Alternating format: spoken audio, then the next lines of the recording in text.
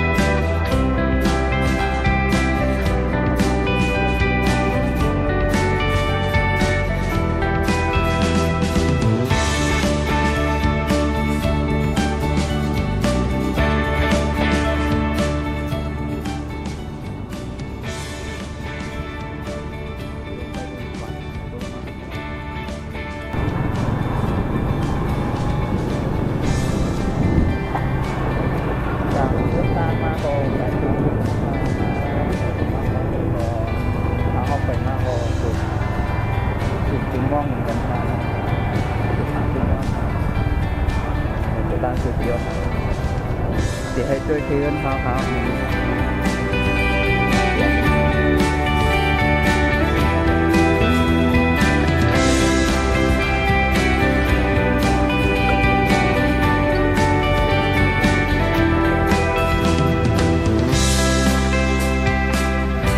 นี่ย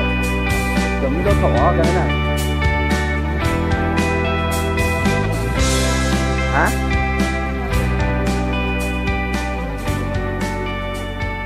ดูกันครับด้วยกันเดือดกับ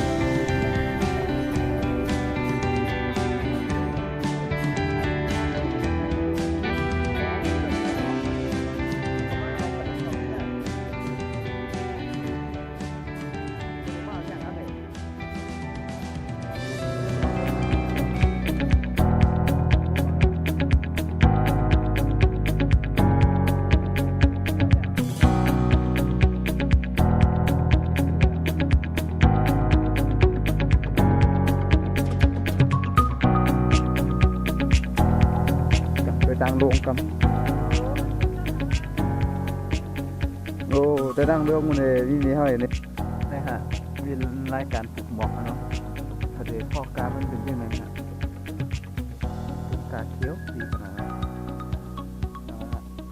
เยี่ยมมากเลยกันรอบกันราคาที่กระเดียด้วยในศูนย์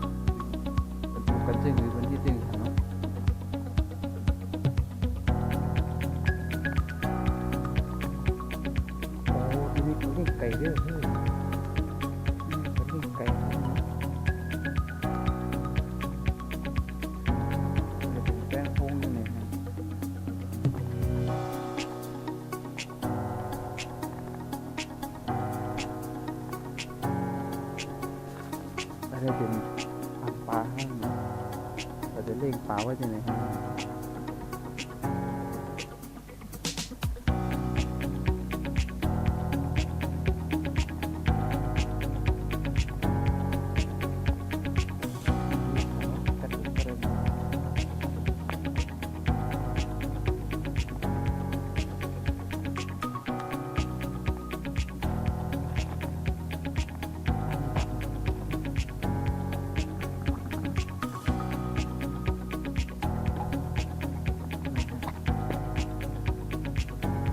อะไรคือ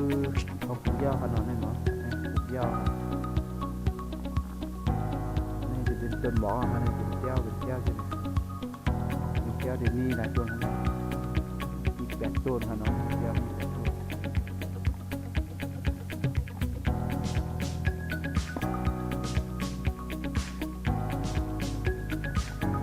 นี่ก็ปลูกหมอกเนาะไม่เอาค่ะตัวเดียวมีบอกนี้ปึ๊บ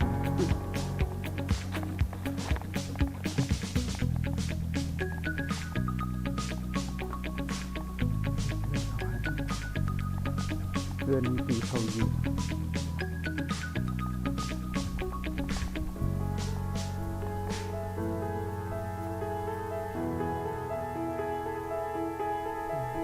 ปกติดีต้นยางเนี่ย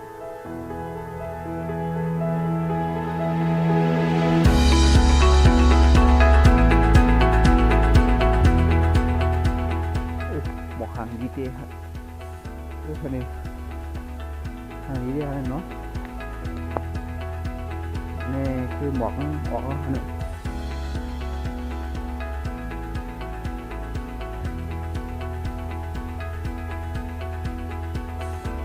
เป็นน้ำมาไม่มี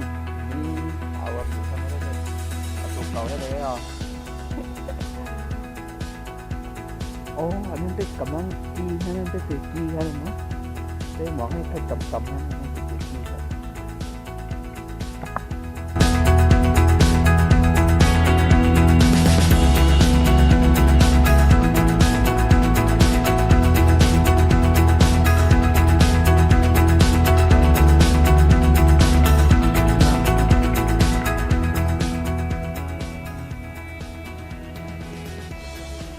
ส่วนตั้งค้างนี่มันเป็นส่วนพักกัดลุงเหรอนะปลูกพักกัดลุงกันครับ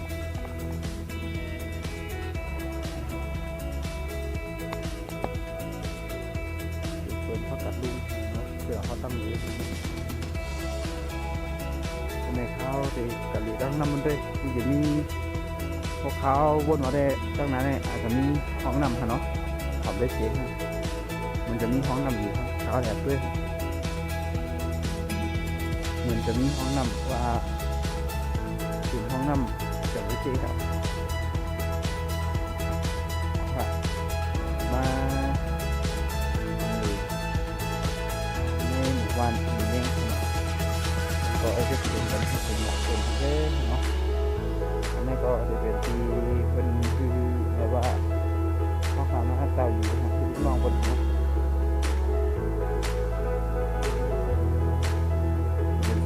พวกกันกระดังมาเขาเรียนส่วนนะแต่ว่า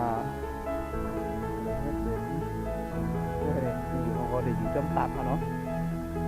เป็นเรื่องยากร้อยแล้วทุกคนเนาะมากตั้งนำได้ก็เขาได้เรื่องส่วนกันที่ปลูกหมอกได้ในขณะปลูกหมอกแล้วก็พวกเป็นก็ต้องพูดได้ก็เป็นก็มองได้เนาะโอเคเยี่ยมเลยที่ส่วนที่ไหนครับเยอะนี่ก็จะเป็นส่วนหมอก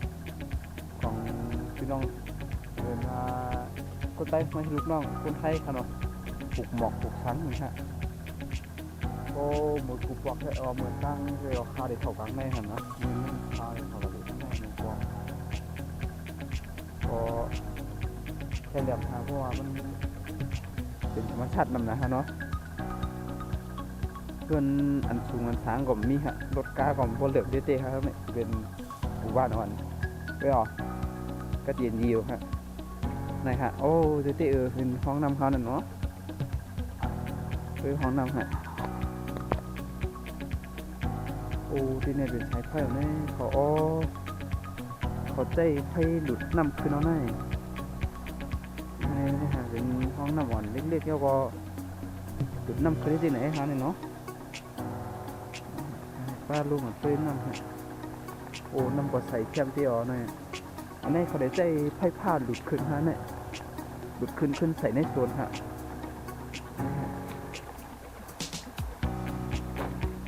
โอ้ลงลำบากมากลงหยาบเต้ฮะเป็นแม่น้ำห้วยโอ้เมืองเขาได้เป็นน้ำห้วยคลองหวานเลยอ๋อเนี่ยนะฮะแต่ก็เลี้ยงสวนไรค่ะนะมันก็แต่ว่าเลี้ยงในสวนไรขนาดเนาะเมื่อเดียวได้ก็พามามีผังน้ำฮะในก็จะเป็นน้ำคลองหวานค่ะเนาะอ๋อเชื่อมค่ะน้ำก็เย็นดีอ่ะโอ้น้ำกัดดีขนาดน้ำกัดดีเที่ยวน่ะเด้อจับเต้ฮะ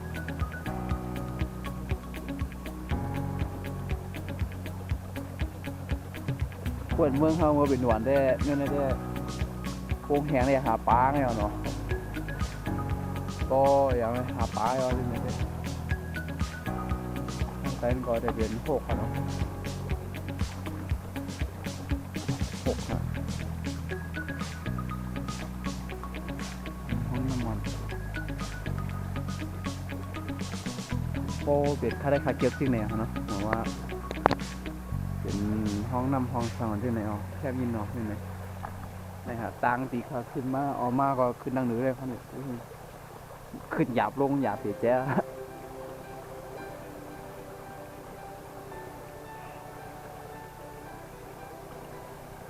อยู่ในเมืองไทยในดัดเลยห้องน้ำเลยได้มาอยู่จำที่ไหนแน่พวกขึ้นมาที่ไหนแน่อาอยากค่ะเนาะในเวียงเนี่ยจะเป็นน้ำห้องน้ำบนกอจะเป็นห้องน้ำแบบเก่าๆเลยนะมันเป็นชายหาดแนะนำตัวใส่ขึ้นค่ะได้ค่ะนี่ใส่ดีนะฮะเนี่ยจับนะฮะน้ำห้วยนี่เนี่ยทางดีนะฮะโอ้เมืองเขาเดียวเขาว่าก็มันนำหาหนอเว้ยเมืองไทยได้ก็มันไหนฮะก็เมื่อไหร่ก็เขาอะไรมาหรือที่ไหนคือนั่นเองครับเพื่อน